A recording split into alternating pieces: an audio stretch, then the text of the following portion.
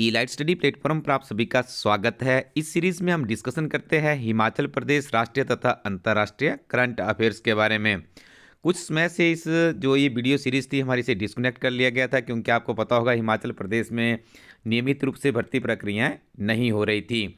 लेकिन जैसे जैसे अभी धीरे धीरे हिमाचल प्रदेश में प्रतियोगी परीक्षाओं की नियमित रूप से भर्ती प्रक्रियाएं हमें देखने को मिल रही, तो हमारी टीम ने इस सीरीज को पुनः शुरू करने का निर्णय लिया है। आज 1 जनवरी 2025 के बाद आपको कंटिन्यूसली ये सीरीज देखने को मिलेगी। सर्वप्रथम आप सभी को नव वर्ष की बहुत बहुत शुभकामनाएं। इस वर्ष हमारी टीम कामना करती है कि आपका जो कंपेटिटिव एग्जाम की यात्रा है उसमें आपको सफलता मिले, आप नियमित रूप से पढ़ते रहें। आज का पहला प्रश्न है, पीएमजीएसवाई के बाद पीडब्ल्यूडी को जनवरी 2024 में कितने करोड़ रुपए की सहायता मिलने की संभावना है? तो इसका सही उत्तर है 309 करोड़ 93 लाख रुपए।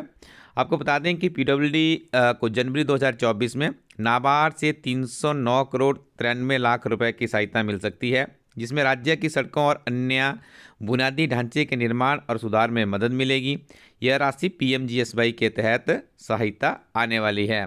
देखिए, आपको बता दें कि हिमाचल प्रदेश में जो पीडब्ल्यूडी विभाग है वो प्रदेश की सड़कों का रखरखाव करता है, उसकी मेंटेनेंस का पूरा काम करते हैं। तो यहाँ पे देखिए पीएमजीएसवाई सेंट्रल गवर्नमेंट की तरफ से एक स्कीम चलाई गई है रोडों को डेवलप करने की। तो इसके अंतर्गत यदि 309 करोड़ 93 लाख रुपए हिमाचल प्रदेश में आ जाते हैं तो आने वाले समय में हिमाचल प्रदेश की सड़कें अच्छे से सुधर सकती है।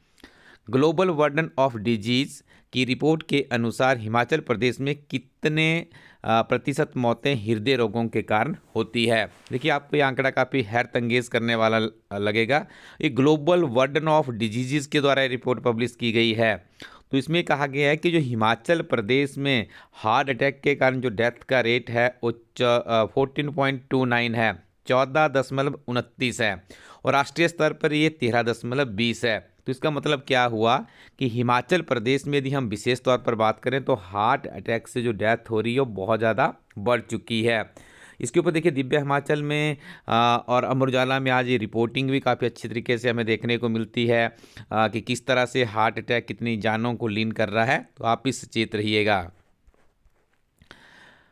मनाली में ग्रीन टैक्स बैरियर की स्थापना का मुख्य उद्देश्य क्या है? देखिए, काफ़ी सुर्खियों में रहा है। तो हम बता दें कि जो ये यहाँ पर मनाली में ग्रीन टैक्स बैरियर लगाया गया है, पर्यावरण को बचाना है और सैलानियों को बेहतर सुविधाएं देना है। तो इस उद्देश्य से इसे एस्टेब्लिश किया गया है। उसके बाद नेक्स्ट अगला क्वेश्चन है, मार्च 2023 में फरवरी 2024 के बीच मनाली में पर्यटन विभाग ने ग्रीन टैक्स से कितना राजस्व अर्जित किया है? देखिए, इसका आंकड़ा है 6,84,56,300 रुपये।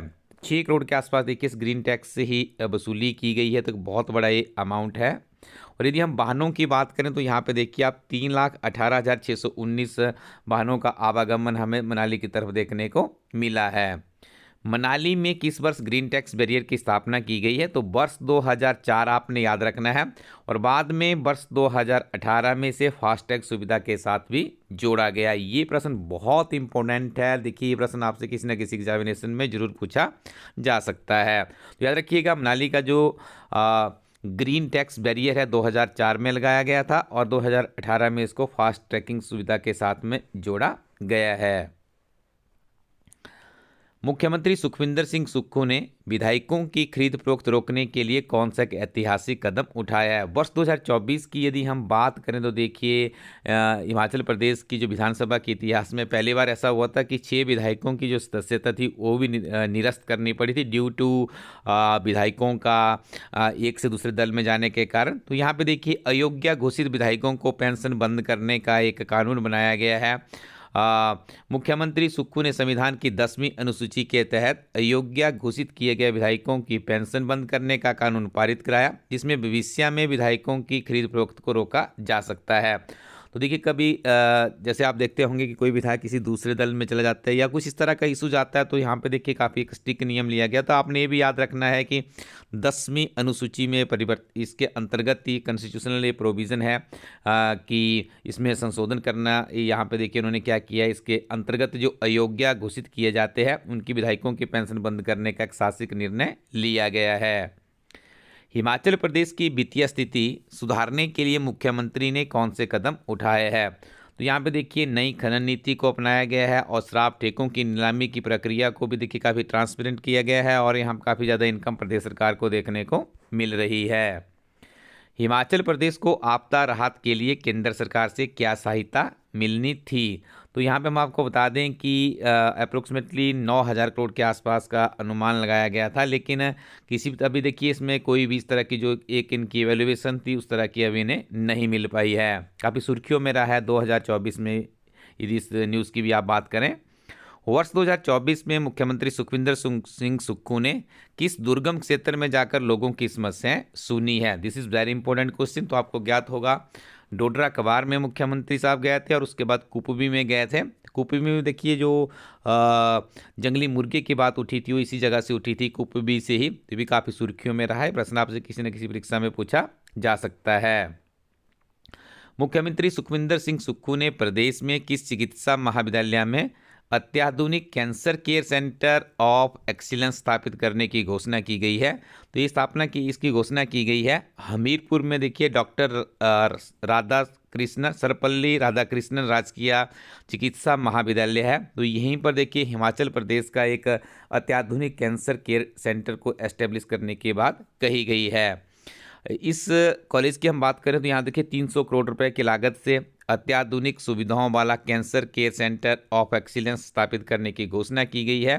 इसमें राज्य की पहली साइक्लोट्रॉन मशीन, एडिशियन न्यूक्लियर मेडिसिन थेरेपी और 150 बिस्तरों की सुविधा उपलब्ध होगी।